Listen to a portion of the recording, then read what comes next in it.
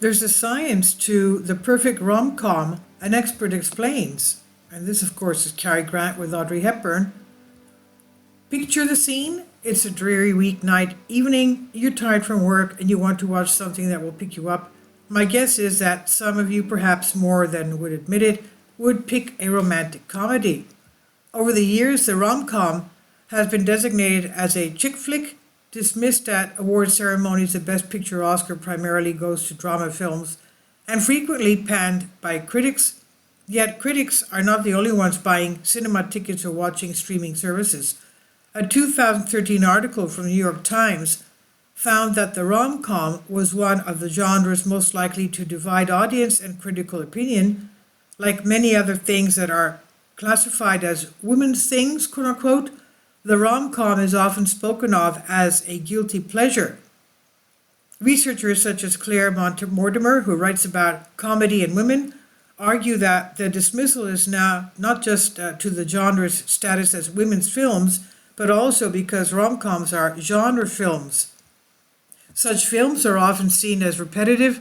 They rely on a number of tropes to be wheeled out again and again, and we come to expect certain styles, stories, and characters. Some films become key examples of genre like kind of best of and form a template which the others either imitate or diverge from. That's not to say that all rom-coms are the same, but there's a dominant form that we can think of as being definitive called the neo-traditional rom-com. Tamar MacDonald, professor in film, argues that this is the main form of genre now, one that has no use for realism. This can be seen in characters running through airports, the absurd lack of communication between love interests, and the conventional mishaps. Without these elements, though, the resolution would not be as sweet. The perfect rom-com. So what are the ingredients for a perfect rom-com? Looking at the list of the best rom-coms of all time, which the internet isn't short of, we see similar tropes popping up repeatedly. One popular favorite, When Harry Met Sally of 1989, features the friends to lovers storyline. This reoccurs in more recent films like Always Be My Maybe in 2019. Within a rom-com, there typically has to be miscommunication, and lots of it.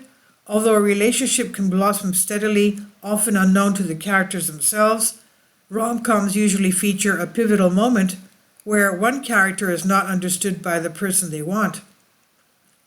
This miscommunication is also underpinned by conflict. Lager Grinton, an expert in romantic comedies, breaks these kinds of conflict into three major fields: between parents and children, the two characters who are dating, or when someone has to choose between personal development and sacrifice. We've seen examples of all three over the years: children defying their parents' wishes to be with someone they love as a common theme in the queer love story like Happiness Season 2020, but is also present in other films like My Big Fat Greek Wedding 2002. Conflict between the needs of the love interest can be seen in What Women Want 2000, and the conflict between personal development and sacrifice has been a common theme of many recent Netflix rom-coms such as Hello, Goodbye, and Everything Between, or The Holiday Calendar. The Hallmark Christmas films, their own subgenre of the rom-com, like Just in Time for Christmas 2015, women often have to choose between their career and their relationship, a common recurrence for the Christmas subgenre specialty. Rom-coms can provide escapism, but at their heart, the glue of the genre is finding connection through love and laughter.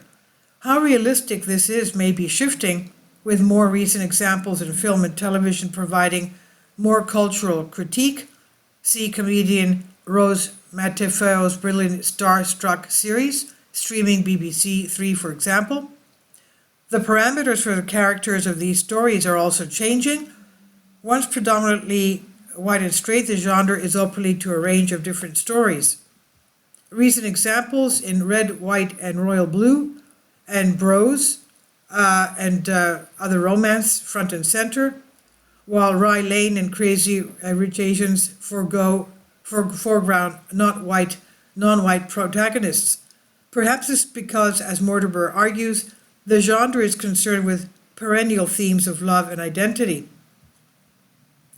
In a moment where definitions and understandings of identity are shifting, the rom-com provides an ideal place to think through these issues in a comforting way, or perhaps we just need the optimism we associated with the genre at the time of war and economic crisis.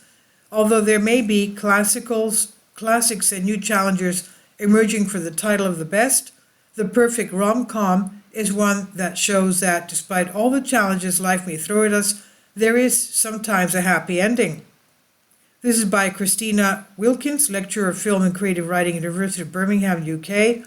This is republished from the Conversation Creative Commons on Science Alert.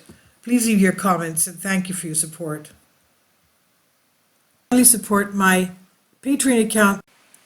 The daily posts are 5 videos daily, and they are totally different from what I have on my YouTube channel. Thank you so much for your support and that you find all my content so interesting. You'll find the Patreon account details in the description box below.